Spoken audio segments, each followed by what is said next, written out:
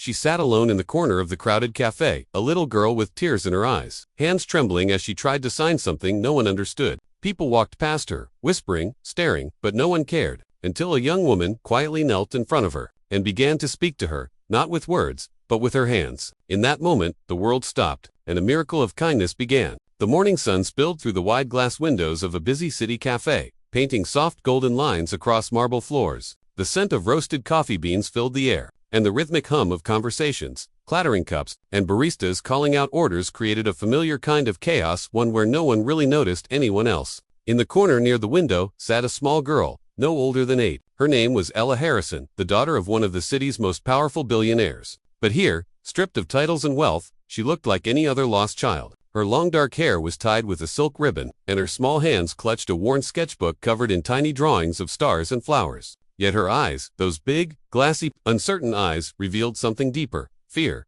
isolation, a cry for help that no one could hear. She raised her hand gently, trying to get the barista's attention. Her lips didn't move, only her fingers did, signing water, please. But the young man behind the counter frowned, confused. He leaned closer, shook his head, and walked away. Another customer behind her gave her a strange look, whispering to a friend, "Is she mute or something?" Laughter followed. Ella lowered her hands and stared at the table. Around her, life moved on. Businessmen typed furiously. Couples laughed over croissants, and the world spun as though she didn't exist. Her body trembled slightly, not from cold, but from the ache of being unseen. That's when Maya walked in. She was in a rush, a teacher balancing a bag full of lesson plans, her morning coffee, and a sense of purpose that life had nearly drained out of her. She was halfway through the line when she noticed something: a little girl sitting alone, her lips quivering, her hands slowly forming silent words to no one. Maya stopped breathing for a moment. She recognized it instantly: sign language. Without thinking, she stepped out of the line, walked to the girl, and knelt down beside her. Gently, she signed, "Are you okay?"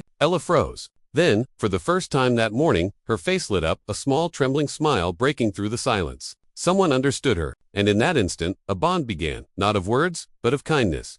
For a long moment, the world around them seemed to fade, the sound of clinking mugs, footsteps, and chatter melting into a quiet hum. Maya's hands moved gently, deliberately, as if she were speaking straight to the girl's heart.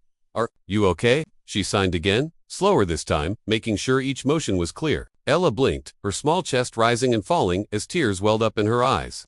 Then, carefully, she signed back, hesitant but eager. "I can't find my nanny. She left. I don't know where my dad is."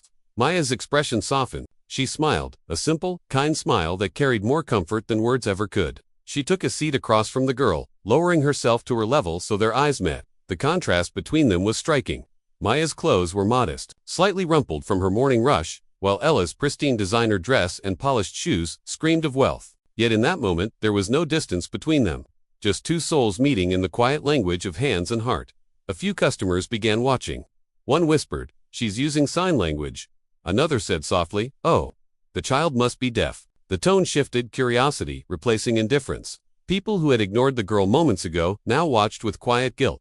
Maya asked where Ella lived, if she had anyone she could call. The girl shook her head. She had a phone in her bag but didn't know how to use it well. Her nanny always handled those things. She showed Maya a small drawing in her sketchbook, a picture of her father and her, standing beside a tall building labeled Harrison Group. Maya's eyes widened slightly. The name was familiar: Ethan Harrison, one of the country's most influential billionaires. Yet the girl in front of her wasn't surrounded by bodyguards or luxury. She was alone, frightened, and just wanted someone to understand her. Maya reached out, gently placing her hand over Ella's. She signed, "Don't worry, I'll stay with you." Ella looked at her, then slowly smiled, the first real smile of relief since the morning began. The cafe, once full of noise and strangers, suddenly felt like the safest place in the world. In that silence, two lives quietly began to change. The calm inside the cafe didn't last long. The sound of heavy footsteps and hurried voices broke through the gentle stillness. Two men in black suits rushed through the entrance, scanning the room with sharp eyes. Moments later, a tall man followed his presence, commanding, his tailored suit immaculate, his face tense with worry. Ethan Harrison, billionaire, businessman, and father, but in this moment, simply a man desperate to find his child. "Ella," his voice thundered through the cafe, cutting through the soft hum of conversation. Heads turned. The little girl's eyes lit up in recognition. She stood from her chair, clutching her sketchbook. Maya instinctively rose with her, staying close as Ella waved toward her father, signing quickly and excitedly. Ethan reached her in seconds, pulling her into his arms, holding her tightly. For a fleeting instant, the mask of power slipped away. replaced by raw relief. But then his gaze shifted to Maya, the stranger standing beside his daughter, and his expression hardened. "Who are you?" he demanded, his tone defensive. The bodyguards stepped forward slightly, their eyes narrowing. Maya raised her hands, nervous but calm. I found her here. She was alone. I was just making sure she was safe." Ethan frowned, still skeptical. But before he could respond, Ella tugged on his sleeve and began signing rapidly, her little hands moving with urgency. Maya watched as confusion crossed his face, then frustration. He didn't understand. His daughter was trying to speak to him, but their worlds were divided by silence. Finally Maya stepped forward, signing slowly beside Ella. "She's telling you she was scared," Maya said softly, translating aloud. "She says she tried to talk to people, but no one understood her. She says, I did." Ethan's stern expression faltered. His eyes flickered between Maya and his daughter, realization dawning slowly, painfully. Ella hugged Maya suddenly, burying her face into her shoulder. The cafe had fallen silent again. Every eye was on them, but it didn't matter. Ethan looked at Maya, and for the first time, gratitude softened his tone. "Thank you," he said quietly. In that instant, the walls between power and compassion, pride and vulnerability began to crumble. The following afternoon, the world inside the Harrison estate was different. Gone were the stiff silences and formal routines that usually filled the marble halls. Instead, laughter, quiet, pure laughter, echoed from the sunlit living room. Maya sat on the floor beside Ella, colorful flashcards spread out between them. The little girl's face glowed with excitement as she taught Maya new signs, simple words like thank you, family, and hope. But this time, they weren't alone. Sitting just a few feet away, awkwardly imitating the motions, was Ethan Harrison himself. The billionaire who once ruled boardrooms and barked orders into phones was now frowning in concentration. His large hands clumsy as they tried to copy his daughter's delicate movements. He kept messing up his gestures too stiff, too mechanical. Ella giggled every time, shaking her head and gently correcting him. "No," Maya said softly, smiling. "It's not about perfection. It's about feeling the meaning behind it."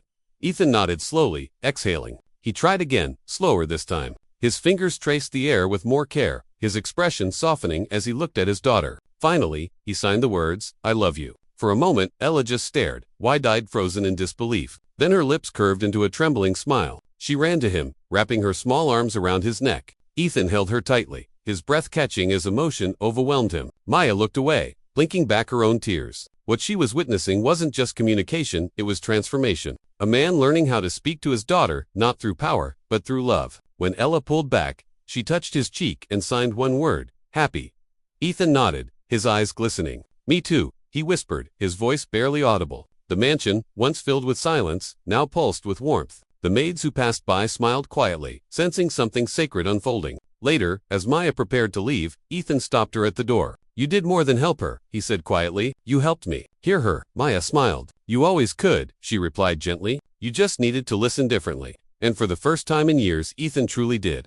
2 months later, the world knew a very different Ethan Harrison. Headlines once filled with his business ventures now spoke of something entirely unexpected. Billionaire funds National School for Deaf Children. The man who was once defined by power and profit had become a symbol of empathy and change. The transformation began quietly, with a single event, a charity gala hosted at the Harrison estate. Instead of the usual luxury and excess, the hall was filled with families, teachers, and children signing to one another, laughter echoing like music. Large banners displayed a new foundation name, the Ella Hope Project, dedicated to providing education and inclusion for hearing-impaired children across the country. Maya stood near the stage, her simple blue dress contrasting against the glitter of the evening. She watched as Ella, standing confidently beside her father, signed the words she had practiced for weeks. "Thank you for seeing us, for hearing us." The crowd went silent, many blinking back tears. Ethan, standing proudly behind his daughter, translated her message aloud, his voice steady but thick with emotion. "She wants you to know that silence isn't emptiness. It's just another way of speaking." His voice cracked slightly, and for the first time in his life, it didn't matter. When the applause came, it wasn't for wealth or charity. It was for the courage of a little girl who taught her father how to listen. After the event, as guests mingled and cameras flashed, Ethan found Maya outside near the garden, where the lights were dimmer and the air was calm. Ella was asleep on a nearby bench, her head resting on a folded jacket. Ethan looked at Maya, his expression quiet and grateful. "You changed my daughter's life," he said softly. Maya shook her head. "No, Ethan, she changed yours. I just helped you hear her." He smiled faintly, eyes glistening. "Then maybe you helped me hear myself, too." As the night breeze rustled through the trees, Maya looked toward the sleeping girl, peaceful, safe, understood. And in that golden stillness, it was clear that the greatest act of kindness isn't always loud. Sometimes, it's found in the silence between two hands and the love that finally learns to listen.